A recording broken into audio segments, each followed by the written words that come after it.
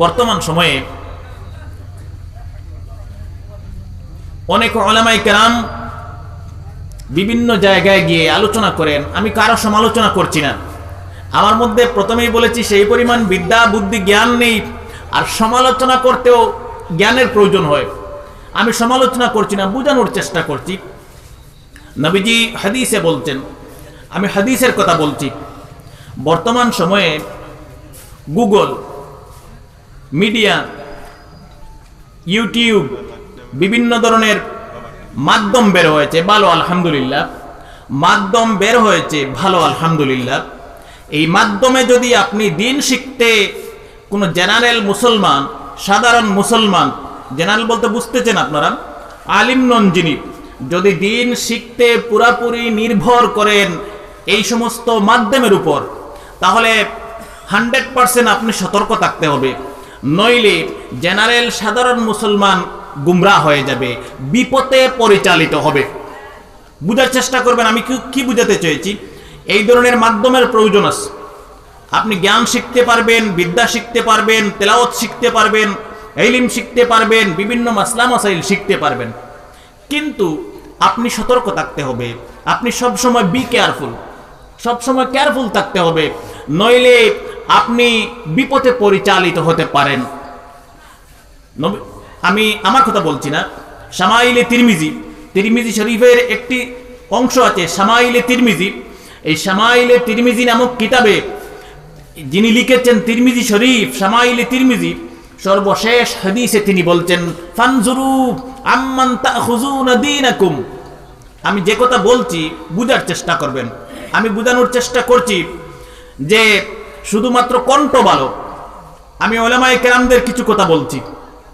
আমার মতো দাড়িওয়ালা, টুপিওয়ালা, পাঞ্জাবিওয়ালা যারা ওয়াজ করে মাঠে ঘাটে, হাটে বাজারে ঘুরে বেড়ান, আমরা তো শুধু জেনারেল সাধারণ মুসলমান কণ্ঠ শুনে পাগল হয়ে যাই, গলা শুনে পাগল হয়ে যাই।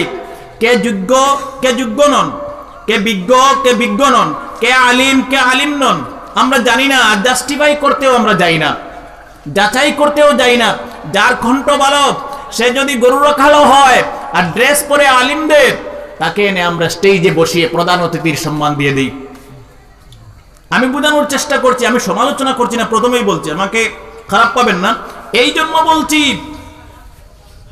যদি ওয়াজ করতে হয়, যদি মাসলা মাসাইল নিয়ে আলোচনা করতে হয়, যদি কোরআন এবং হাদিস নিয়ে আলোচনা করতে হয়, তা আলিম হওয়া একান্ত প্রয়োজন, মোস্ট ইম্পর্টেন্ট। আপনারা যখন যারা অনলাইন কাজকর্ম করেন তারা বুঝতে পারবেন, যখন কোনো অনলাইন ফর্ম ফিল আপ করেন, কম্পিউটারে বসে যখন অনলাইন কোনো ফর্ম ফিল আপ করেন, মনে করেন জবের অ্যাপ্লাই করবেন, অথবা কাস্ট সার্টিফিকেট অ্যাপ্লাই করবেন, ইনকাম সার্টিফিকেট অ্যাপ্লাই করবেন, অথবা আপনি ল্যান্ড রেভিনিউ সার্টিফিকেট অ্যাপ্লাই করবেন, যেটাকে খাজনার রসিদ বলা হয়, এইটা আপনি অ্যাপ্লাই করবেন। কয়েকটা কলাম আছে, সেই কলামগুলি আপনি সম্পূর্ণ ফিল আপ করতে হবে, পূর্ণ করতে হবে। যেটাতে অপশনাল দেওয়া, সেটা করলেও হবে, না করলেও হবে। আপনি চাইলে করতে পারেন, নাও করতে পারেন, না করলে কোনো অসুবিধা নেই। আর যেটার প্রথমে স্টার দেওয়া থাকে, একটা সিম্বল দেওয়া থাকে স্টার, সেটা ম্যান্ডেটরি করতেই হবে। যদি আপনি পূরণ না করেন, ফিল আপ না করেন, আপনার ফর্ম সাবমিট হবে না। বলি সুবহানাল্লাহ।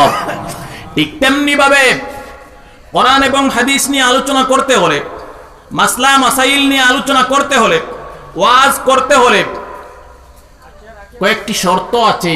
সেই শর্তগুলি যদি আমার মধ্যে আপনারা পান, তাহলে আমাকে দাওয়াত দিবেন, আমার আলোচনা শুনবেন, আমাকে দিয়ে ওয়াজ করাবেন, আমার মাসলা মাসাইল বয়ান শুনবেন। যদি শর্তগুলি পুঙ্খানুপুঙ্খভাবে পাওয়া যায়, তাহলে আমি আলিম। আর আলিমদের কথা আপনারা শুনবেন, মানবেন। আর যদি শুনেন আর মানেন, আল্লাহর কসম ইমানের সাথে মৃত্যু হবে। সুবহানাল্লাহ। বর্তমান সময়ে দুঃখ লাগে ভাই, কষ্ট লাগে। 16 বছর 17 বছর মাদ্রাসায় পড়াশোনা করেছি, আর যারা মাদ্রাসায় পড়াশোনা করে নাই, 2 বছর 4 বছর 5 বছর করেছে, অথবা হিফজি কমপ্লিট করে, কণ্ঠ ভালো, সুর ভালো, এই দেশের সুনামধন্য বক্তা, ওয়াইজ। আমি আমার হিংসা হচ্ছে না, আমার জেলাস হচ্ছে না। আপনারা মনে মনে বলতে পারেন হিংসা হচ্ছে, জেলাস হচ্ছে না। মানুষকে বিপথে পরিচালিত করা হচ্ছে, মানুষকে গোমরা করা হচ্ছে। আজকে বরাকবেলির জমিনে, আমি সমস্ত দেশ নিয়ে বলছি না, শুধু বরাকবেলির কথা বলছি, আর যদি না পান অন্তত 10টি জায়গায় পাবেন ওয়াজ মাহফিল চলছে। বলি সুবহানাল্লাহ, ভালো কথা। ওয়াজ মাহফিল চলবে, ভালো কথা। না চললে কি হবে আমি পরে বলবো, যদি মনে থাকে আমি পরে বলবো। কম করে, আমি কম বলছি, একদম মিনিমাম, লো কোয়ান্টিটি বলছি আমি, একদম মিনিমাম। কম করেও যদি চান 10টি মাহফিল চলতে পাবেন। আমার মনে হয় না 10 জনের আমলের পরিবর্তন হয়। ওয়াজ শুনে আপনার এমন এক সময় ছিল, বুজুর্গানে কেরামদের কথা শুনে মানুষ চুরি ছেড়ে দিয়েছে, মদ ছেড়ে দিয়েছে, জিনা ছেড়ে দিয়েছে, মানুষ ঘুষ ছেড়ে দিয়েছে। কিন্তু বর্তমানে তা হচ্ছে না, বর্তমান সময়ে তা হচ্ছে না। কেন? আমরা ইউটিউব দেখি, ফেসবুক দেখি, বিভিন্ন মিডিয়া দেখি, হুজুর ওয়াজ করছেন, কণ্ঠ ভালো, নিচে কমেন্টে করে দিলাম নম্বরটা দিবেন, আমার মসজিদে, আমার এলাকায় আমি ইনভাইট করব, নিমন্ত্রণ দেব, দাওয়াত দেব, দুমদাম ওয়াজ চলছে, ফাটাফাটি।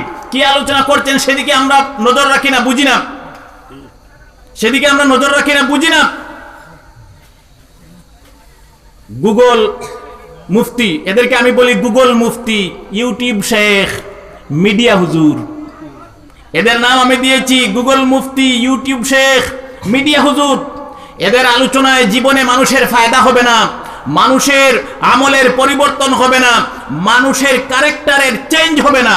আর যতদিন বুজুর্গানে কেরাম এমন ছিলেন যাদের কথা শোনার পরে মানুষ নড়তে পারে নাই, তারা আমলের পরিবর্তন করতে হয়েছে। সুবহানাল্লাহ। বরাকবেলির জমিনে এমনও নজি আছে, আমি নাম বলবো না।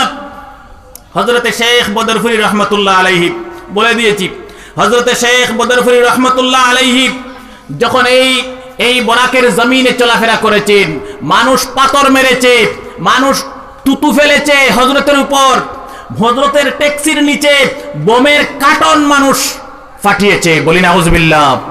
এমন এক অবস্থা হয়েছে, আমি গল্প শুনেছি, নির্ভরযোগ্য সূত্র মতে আমি গল্প শুনেছি, হযরত শেখ জলসা করতেছেন এক জায়গায়, বড় মাদ্রাসার এক ফিল্ডে জলসা করতেছেন।